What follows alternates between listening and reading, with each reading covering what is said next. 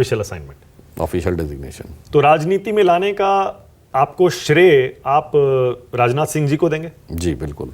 Okay, तो आज भी चर्चा होती है उनसे? हाँ, बातचीत होती रहती है। आज भी इंस्पायर होते हैं आप उनसे? उनसे तो बहुत ज़्यादा नज़दीकी का संबंध है वैसे भी। ओके।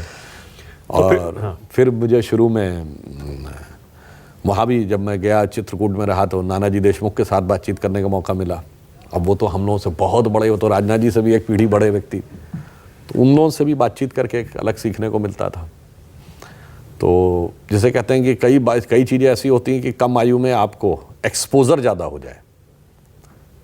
जैसे अब राजनाथ जी के साथ रहने से मुझे एक्सपोजर किस टाइप का हुआ, मैं एक एग्जांपल बताता हूँ। जब वो राष्ट्रीय अध्यक्ष बने तो मेरी उम्र बमुश्किल 35 साल थी। 30 साल से कम की उम्र में हम मुख्यमंत्री के सूचना सलाहकार बन गए। अब आप देखिए कि आप उस राज्य के जो टॉप लेवल के जर्नलिस्ट हैं उनके साथ आप एक अलग पैराडाइम पे बातचीत कर रहे हैं एट द एज ऑफ 30। चलिए वहाँ तक तो फिर भी चलता है। अब 35 के बाद, अब उस समय 2006-7 में आपको याद हो इंडो यूएस न्यूक्लियर डील का विषय बहुत चल रहा था। ठीक है। और तमाम उस समय जो विदेश से भी लोग आते थे, तो मुख्य विपक्षी दल भाजपा थी, हमारा कई मुद्दों पे मतभेद था, तो वो लोग आके हम लोगों को भी कन्विंस करने के लिए उस समय राष्ट्रीय अध्यक्ष राजनाथ जी थे, उनसे मिलते थे।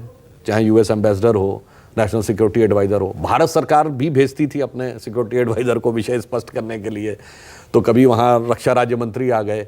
अब उन बैठकों में रहकर जिस प्रकार की जानकारी और एक्सपोजर मिलता है, वो नॉर्मली 35, 36, 37 साल की उम्र में किसी को कहाँ ये मौका मिलता है। तो वो एक अलग प्रकार की जानकारियाँ और वो मुझे थोड़ा मिली। तो तब की बीजेपी में और आज की बीजेपी में आपको क्या फर्क दिखाई देता है? देखिए, बीजेपी का जो ग्रोथ है वो ग्रेजुअल है, डिकेड बाय डिकेड। तब की बीजेपी में हम ये कह सकते हैं, हम एक बार सत्ता में आए थे और तब हमें आधी अधूरी सत्ता मिली थी, तो गठबंधन सरकार का नेतृत्व किया था और उसके बाद हम सत्ता से बाहर हुए थे। तो मैं ये कह सकता हूँ कि भाजपा में एक स्टेज की और परिपक्वता आई और तैयारी के साथ आगे बढ़े, और फिर यहाँ 2014 में मोदी जी के नेतृत्व में स्पष्ट बहुमत मिल गया।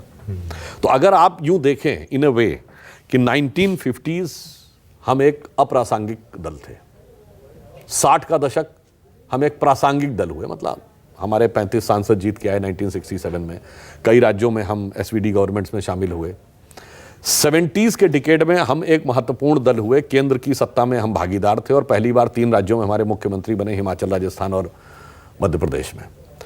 80 के दशक में शुरू में आप झटका कह सकते हैं, 2 सीटें मिली। 89 में हम 86 सीटें और 91 में 120 सीटें, हम मुख्य विपक्षी दल बन गए। ये भारत के इतिहास में पहली बार हुआ था कि अदर देन कांग्रेस किसी पार्टी ने 100 क्रॉस किया हो।